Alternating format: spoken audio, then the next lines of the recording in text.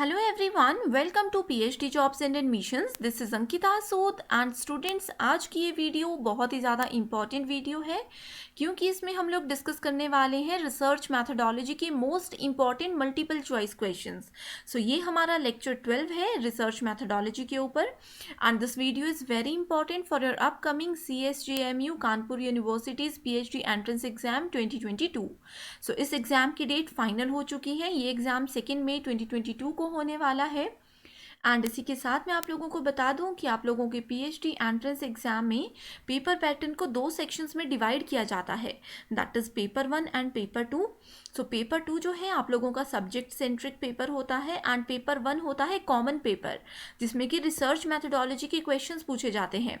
And मैं ये भी इंपॉर्टेंट इन्फॉर्मेशन आपको देना चाहती हूँ कि अगर आप लोग सिर्फ रिसर्च मैथडोलॉजी को भी अच्छे से पढ़ लेते हो, डीप में इस चीज़ को पढ़ लेते हो, तो भी आप लोग किसी भी गवर्नमेंट यूनिवर्सिटी के PhD प्रोग्राम में इजीली एडमिशन ले सकते हो.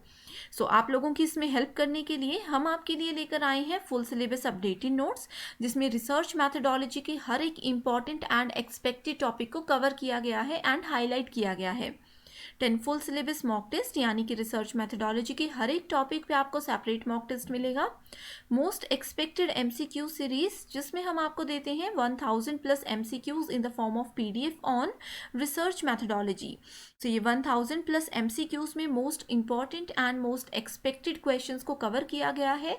एंड मैं आप लोगों को बता दूं कि हमारे बहुत सारे स्टूडेंट्स का हमें ये रिव्यू आया है कि उनके PhD एंट्रेंस एग्जाम में इन्हीं 1000 सीरीज से as it is 30 to 40% questions पूछे गए थे. सो आप लोग देख सकते हो कि आपकी प्रिपरेशन में कितनी हेल्प करेंगे. एंड इस कंप्लीट कोर्स की फ़ी है सिर्फ 599 एंड ज़्यादा जानकारी के लिए आप लोग दिए गए व्हाट्सएप नंबर पर कॉन्टैक्ट कर सकते हो. तो चलिए शुरू करते हैं. सो हमारा आज का पहला क्वेश्चन है, what is the purpose of conclusion in a research report.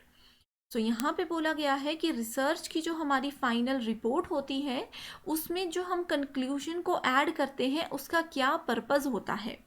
ठीक है, अब स्टूडेंट्स आप सभी को पता है कि हम लोग रिसर्च करते हैं यानी कि किसी टॉपिक के बारे में कुछ चीज़ को ढूंढते हैं, कोई प्रॉब्लम है उस चीज़ का सॉल्यूशन ढूंढते हैं किसी एक पर्टिकुलर फील्ड में. ठीक है, सो हमने जो कुछ भी चीज़ें की हैं पूरी अपनी रिसर्च में उस चीज़ को हम एक डॉक्यूमेंट के फॉर्मेट में लेकर आते हैं जिस चीज़ को रिसर्च रिपोर्ट बोला जाता है. ठीक है, सो इसकी बहुत ही ज़्यादा इंपॉर्टेंस होती है, इसको हम थीसिस भी बोलते हैं. So options are, it explain how concepts were operationally defined and measures. So conclusion हमें बताता है कि किस तरह से जो कॉन्सेप्ट्स हैं उनको डिफाइन किया गया था एंड उनको मेजर किया गया था. दूसरे ऑप्शन में बोला गया है, it contains a useful review of the relevant literature, कि जो इसी तरह का एक और लिटरेचर है जो कि पहले किसी ने अगर काम किया है उसकी रिव्यू में ही हमें हेल्प करता है. तीसरा ऑप्शन बोलता है, it outlines the methodological procedures that were employed. ठीक है, सो जितने भी मैथड्स होते हैं, जितने भी प्रोसीजर्स होते हैं जिनको यहाँ पे यूज़ किया गया है, ये उन सब चीज़ों को आउटलाइन करने में हमारी हेल्प करता है.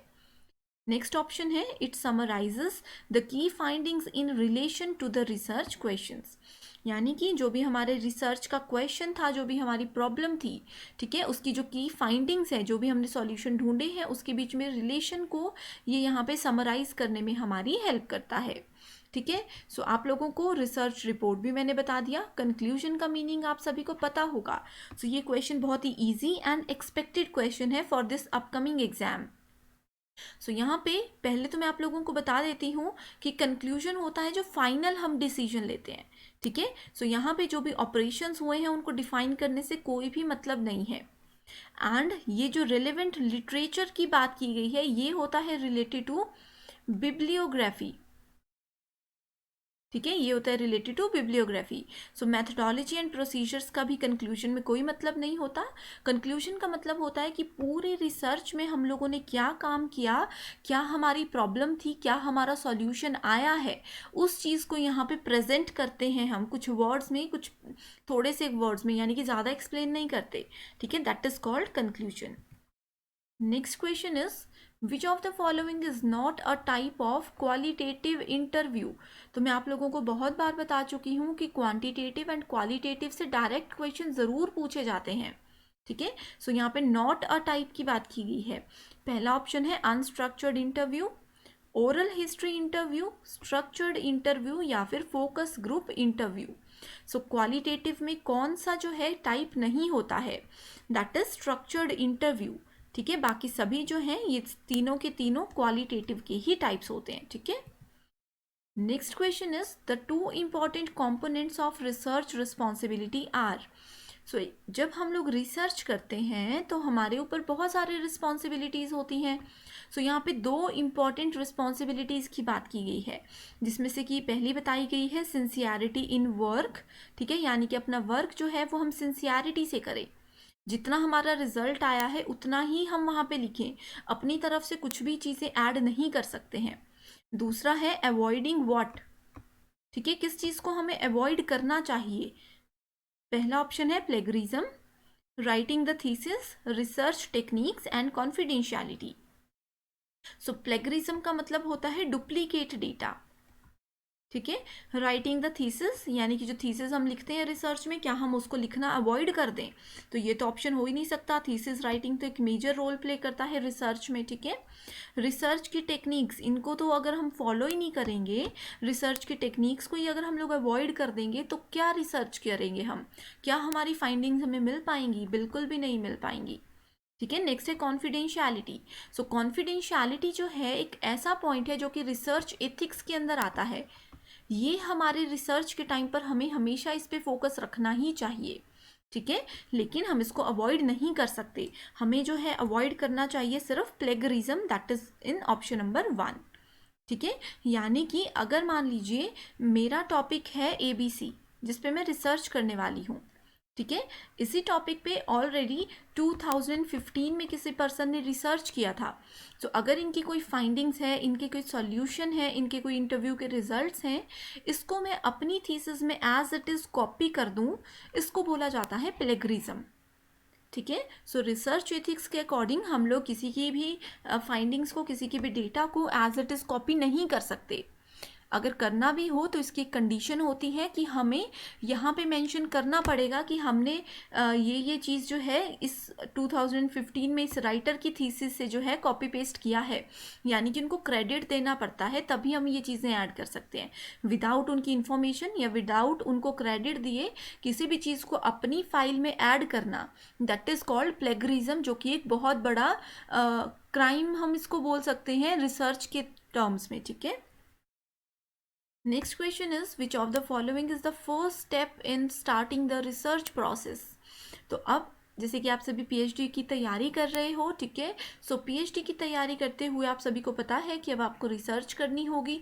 तो पहला स्टेप क्या होगा रिसर्च का। रिसर्च शुरू करने से पहले आप लोगों को क्या पता होना चाहिए कि आप कहाँ से इंफॉर्मेशन को कलेक्ट करोगे, ये पता होना चाहिए, या फिर रिलेटेड लिटरेचर यानी कि जो आपका रिसर्च का टॉपिक है उसी की तरह जो टॉपिक होगा उस पर आप सर्वे करना शुरू कर दोगे, या फिर तीसरा ऑप्शन बोलता है जो भी प्रॉब्लम है उसको आइडेंटिफाई करना कि आपके रिसर्च का जो टॉपिक है आपने वो क्या सोच के सेलेक्ट किया है, क्या प्रॉब्लम है।